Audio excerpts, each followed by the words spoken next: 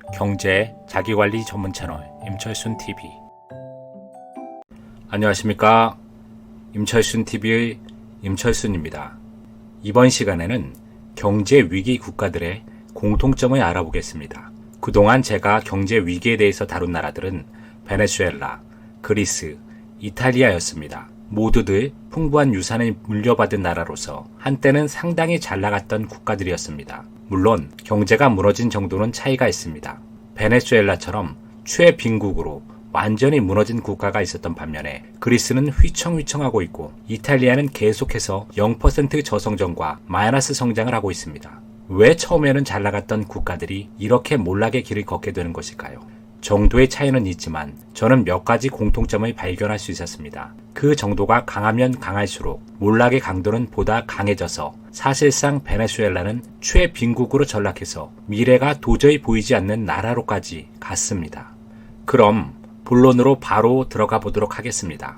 첫째, 정치 논리가 경제 논리를 압박해서 무리한 재정 확대 정책을 폈다는 데 있습니다.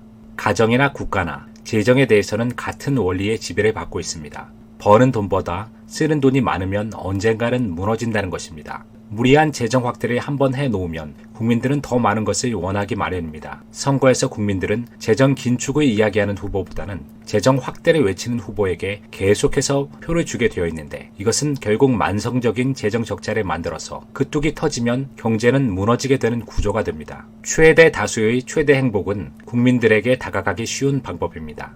문제는 미래를 희생해서 현재의 행복을 추구하는 정책을 펴게 된다면 그 청구서는 언젠가는 받게 된다는 것입니다.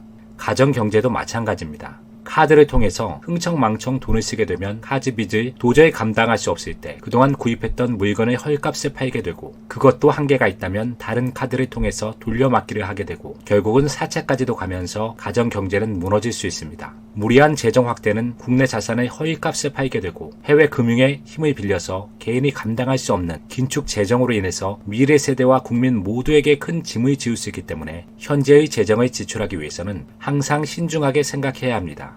두 번째는 포퓰리즘 강화의 일종으로 노동시장을 경직화하는 것입니다. 친노동자 정책으로 최저임금을 인상하고 정규직에 대한 퇴직을 어렵게 하고 그리스의 경우는 공무원 등을 오후 3시 30분만 지나면 저녁에 있는 삶이라는 모토로 자유롭게 해주는 것입니다.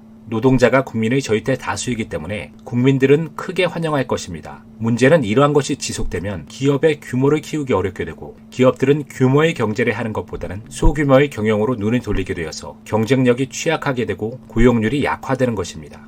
선진국의 브랜드 파워와 신흥국의 물량 공세를 이겨내기 위해서는 보다 높은 교육과 고부가가치 전략뿐 아니라 노동시장의 유용성에서 좋은 인재를 쓸 수 있는 분위기를 만들어야 합니다. 포퓰리즘에 의해서 과도하게 기업 경영에 손을 대게 된다면 경쟁력은 약화되고 도리어 실업률과 청년 실업률이 급증하게 되는 역효과가 날 수 있습니다. 세 번째는 재정 긴축의 타이밍을 놓치고 다시 복지를 유지하는 데에서 답을 찾았다는 것입니다. 정부가 계속해서 돈을 쓰게 되면 시중에 돈이 넘치게 되고 이 돈으로 소비도 많이 해서 경제가 선순환될 것이라는 논리를 펴면서 경제가 몰락한 나라들은 다시 익숙한 것으로 돌아가려고 합니다. 재정 긴축이라는 것은 국민들에게 환영받기는 어려운 정책입니다. 매일마다 맛있는 음식을 먹었던 사람에게 한 가지만 먹으라고 5년만 버티자고 한다면 환영받기 어려울 것입니다. 어려움이 왔을 때 이겨내는 노력을 하기보다는 어려움을 겪지 않게 준비하는 것이 훨씬 쉽고 효과적입니다. 일단 어려움이 오게 되면 그것을 해결하기 위해서는 뼈를 깎는 노력을 기울여야 합니다. 네 번째는 미래를 바라보기보다는 현재를 위한 정책을 남발했다는 것입니다. 국가가 몰락하는 사례를 보면 연금 지급을 대폭적으로 늘리고 현재 있는 사람들에게 최대한 나눠주는 정책을 폈습니다. 석유 호황과 더불어서 베네수엘라의 경우 차베스 정권 때는 국가가 내부 기초는 완전히 무너졌지만 표면적으로는 국민들이 크게 인식을 하지 못하였습니다. 결국 차베스의 후임인 마두로 정권 때 무려 137만 %라는 살인적인 인플레이션을 맞이하게 되고 국민들은 쓰레기통을 뒤지는 절대 빈곤 국가로 전락하게 된 것입니다. 연금 확대와 복지기금 증가는 누구나가 환영하는 것입니다. 다만 연금 고갈이 눈에 보이는데 현재 사람들이 행복하게 하고자 미래 세대를 희생하게 된다면 국가는 어려움을 피해갈 수 없는 것입니다. 예산은 정해져 있는데 그것을 초월하는 범위를 쓰게 된다면 핵심 경쟁력에 쏟아부어서 큰 이익을 창출하는 길을 스스로 막아버리는 것입니다. 저축이나 투자와 같이 현재의 고통을 감당하기보다는 외제차 구입, 세계 여행과 같이 일시적 행복을 추구하는 사람들은 반드시 경제 문제에 부딪히기 때문에 지도자들은 거시적인 전망을 가지고 이를 조정해야 합니다.